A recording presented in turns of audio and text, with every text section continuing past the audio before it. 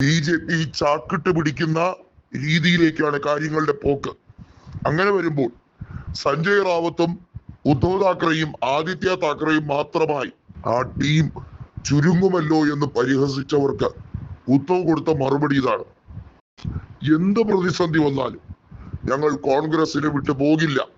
വേണ്ടി വന്നാൽ കോൺഗ്രസുമായി ലയനത്തിലേക്ക് ചർച്ചയാകും. മഹാരാഷ്ട്രയിൽ കോൺഗ്രസ് നേതൃത്വത്തിന് വേണ്ടിയുള്ള ഒരു ശക്തമായ പോരാട്ടം തന്നെ ഞങ്ങൾ കാഴ്ചവെക്കും. ഞങ്ങൾക്ക് അണികളുണ്ട്. നേതാക്കന്മാർ കൂട്ടത്തോടെ പോയി എന്ന് വിചാരിച്ച് ശിവസേന ഉദ്ധവ് വിഭാഗം യഥാർത്ഥ ശിവസേന അല്ലാതാകുന്നില്ല. താൽക്കാലികമായ അധികാരത്തിന്റെ പിന്നിൽ പോകുന്ന, അതും എല്ലാ ആനുകൂല്യങ്ങളും ബാൽ താക്കറയിൽ നിന്നും പറ്റി ഒരു നാണവുമാനവും ഇല്ലാതെ BJPയും സംഘപരിവാറും ഇങ്ങനെ പിന്നിൽ നിന്ന് കുത്തുമ്പോൾ ജനങ്ങൾ മറുപടി കൊടുക്കാതിരിക്കില്ല. ഇപ്പോൾ ലോക്സഭാ തെരഞ്ഞെടുപ്പിന് ശേഷമുണ്ടായ നിയമസഭാ തെരഞ്ഞെടുപ്പിലെ താൽക്കാലിക വിജയം അത് യഥാർത്ഥ വിജയമാണോ?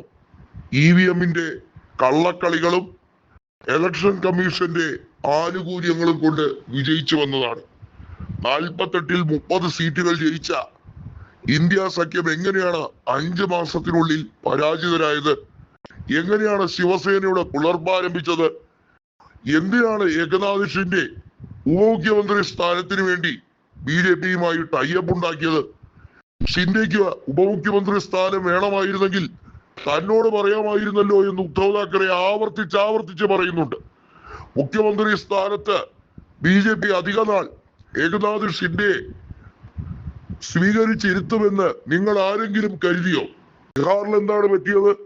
മഹാരാഷ്ട്രയിൽ എന്താണ് പറ്റിയത്? രണ്ടിടത്തും 8ന്റെ പണിയല്ലേ സഖ്യകക്ഷികൾക്ക് കൊടുത്തത്? ഷിൻഡെയും ഇതുപോലെ അനുഭവിക്കാൻ കിടക്കുന്നതേ ഉള്ളൂ.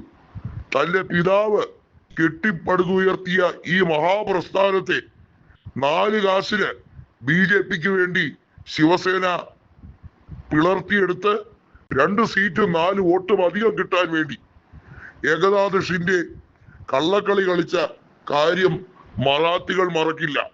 മറാത്തികൾ ഷിൻഡെയെ കണക്കിന് കൊടുക്കുന്ന ഒരു ദിവസം വരും. അത് വിദൂരമല്ല എന്ന് സഞ്ജയ് റാവത്ത് ആവർത്തിച്ച് പറയുന്നു. മുംബൈയിൽ ശിവസേന ശക്തമായി ഒരു യോഗം വിളിച്ചു ചേർക്കാൻ പോവുകയാണ്. ഭാവി പരിപാടികൾ കോൺഗ്രസുമായി ചേർന്ന് എങ്ങനെ പ്രവർത്തിക്കണമെന്നുള്ളത്.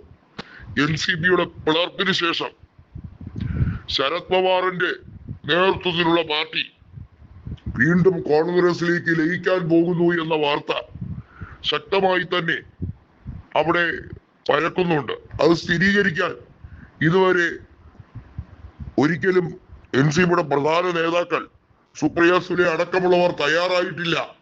പക്ഷേ ഉടനടി അതും ഉണ്ടാകും.